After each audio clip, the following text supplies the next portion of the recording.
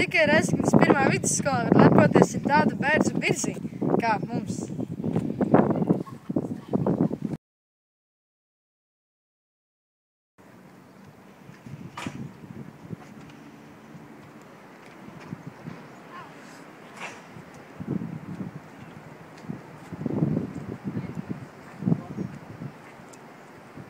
Šis ir bērzu sulu laiks. Bērzu sulas ir ļoti veselīgas un arī garšīgas. Sākuma skolā pa starpbrīžiem mēs bieži ar draugiem skraidījām caur šo bērzu birzi, spēlējot sunīšus, ķeršanas un tādas spēles.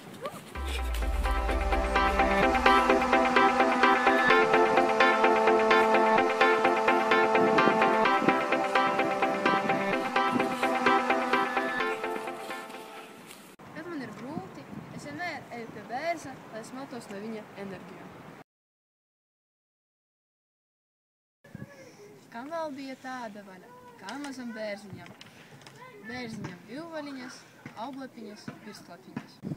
Atminies, sveši ļaudis, kas spīd vidū gaisa, zaļa bērza lapa spīd, mazajā mizliņā.